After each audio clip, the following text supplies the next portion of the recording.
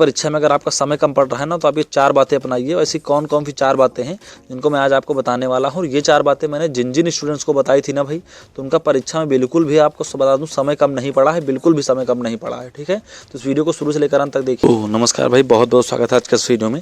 दोस्तों आज हम लेकर आए हैं कि अगर परीक्षा में आपका समय कम पड़ रहा है ना, तो जो आपको आज 4 बातें मैं बताऊंगा, अगर आप इन मेरी 4 बातों को बताई हुई फॉलो कर लेते हैं तो मेरा यह मानना है कि परीक्षा में आपको समय बिल्कुल नहीं कम पड़ेगा। चलिए वो कौन कौन सी बातें हैं जिनको हम यहाँ पर डिस्कस करते हैं, फटाफट से देखते हैं बिना आपका टाइम वेस्ट किए हुए, है ना।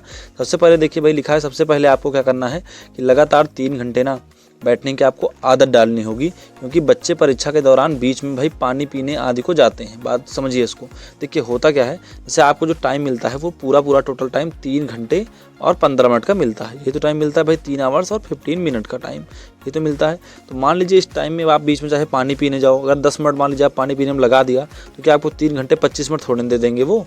ठीक है, तो ये नहीं करना है आपको। सबसे पहले कुछ बच्चे बोलेंगे सर मुझे वॉशरूम जाना है, भाई ऐसा आपको बिल्कुल नहीं करना है। आप घर से सब कुछ फ्रेश होकर जाइए। अगर करना ही आपको तो पेपर मिलने से पहले, जब आपको पेपर को मिलता है तो उससे पहले आपको 10 से 15 मिनट का समय रहता है जब आप कॉपी फिल किया करते हैं, तो उस दौरान आपको जो करना है आप कर लीजिए।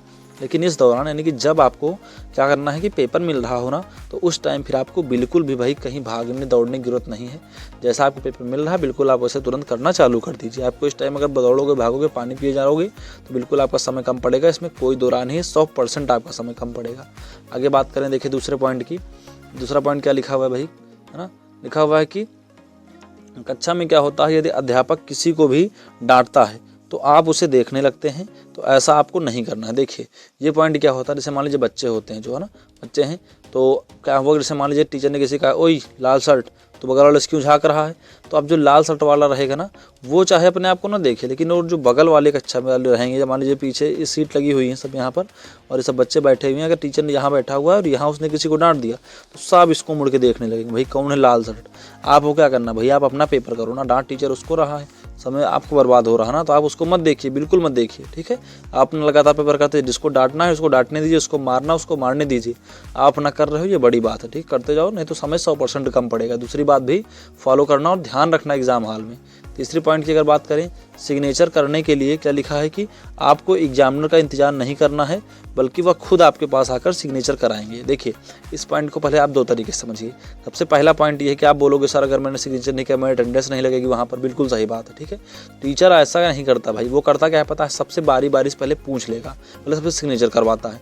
अब मान लीजिए आप बैठे यहाँ पर, आप इसके यहाँ पे आगे वाली सीटों कोई बैठा है, टीचर यहाँ पे सिग्नेचर करा रहा, तो आप क्या करते हैं, वेट करने लगते हैं कि अब मेरे पास इसके बाद आएगा, मैं कॉपी पर रख देता हूँ, नहीं तो भी मैं जो लिख रहा हूँ टीचर उसको देखेगा तो क्या कहेगा, अरे क्या लिख रहे हैं भाई, वो तुम लिख रहे हो ना, उससे तुम्हें क्या मतलब, वो तुम चाहे जो लिखो तो आप ही तुम्हारी है।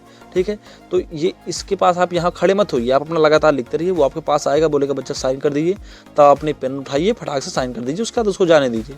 यहाँ साइन करवा रहा तो आप वेट कर रहे हो उसका, क्या अभी आएगा, अभी मेरे पास आएगा, तो मैं कॉपी बंद कर दूँ, उस पर पेपर रख दूँ, मूंद लूँ उसको, नहीं टीचर देखेगा तो क्या कहेगा।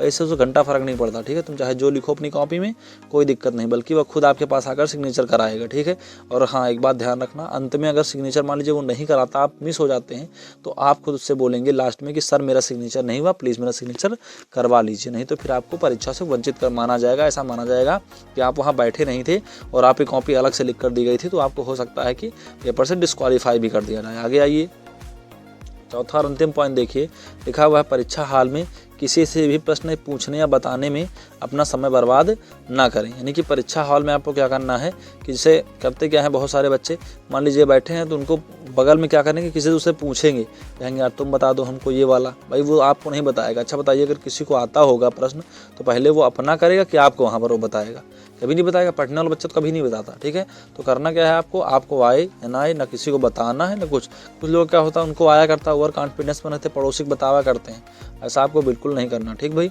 वो आपको आ रहा है अच्छी बात है आप करिए, उसको आ रहा है वो अपना कर रहा है, वो आपको बताएगा, कहेगा मुझे नहीं आता ये वाला बताओ, तुम उसको बताओगे, जैसे वो कहेगा चलो ठीक हो गया जाओ अपना देखो।